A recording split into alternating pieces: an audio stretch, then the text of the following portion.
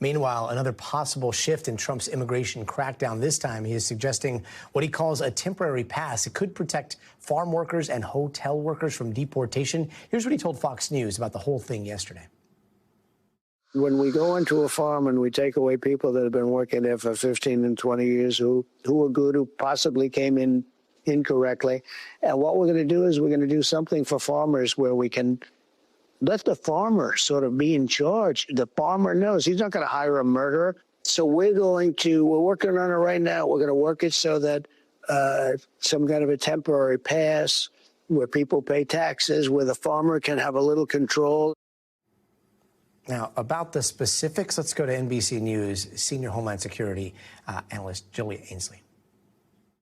Hey, Gotti. So there's comments from Trump, again, really kind of riling the immigration community, especially anyone who wants to track which direction this president is going in. On one hand, you have arrests continuing in L.A. with incredibly militarized tactics.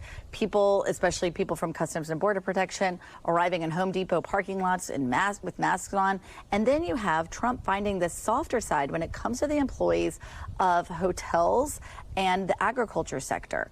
We understand that also applies to people who work in meatpacking plants or fisheries, really anybody in hospitality or anything having to do with food. This started about a couple weeks ago when Trump first posted on Truth Social that he was hearing from the CEOs and the business leaders in those communities that the immigration raids were actually hurting their work. And he said something has to change.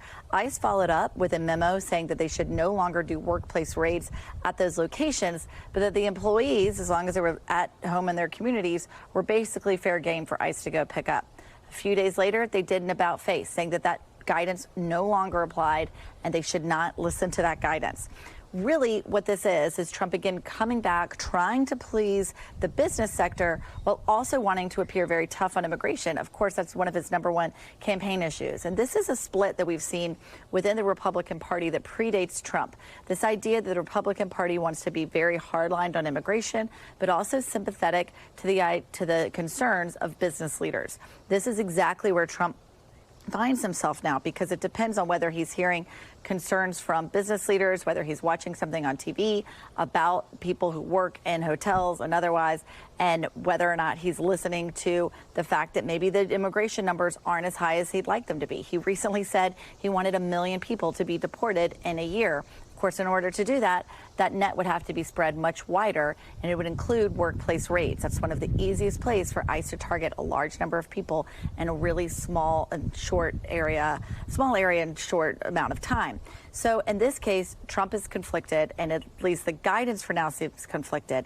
Exactly what will happen, whether or not these temporary visas might come through for those workers, remains to be seen. I reached out to DHS and USCIS, which handles visas, for comment. They said to go back to the White House, which means this is clearly still sitting in Trump's purview, perhaps on his desk or in his mind, but it's an idea he has that has not yet been actualized with some kind of form or some kind of visa that might be coming out from the Department of Homeland Security. So it's something to pay attention to, but as we've said, we've seen this before. We thank you for watching, and remember, stay updated on breaking news and top stories on the NBC News app or watch live on our YouTube channel.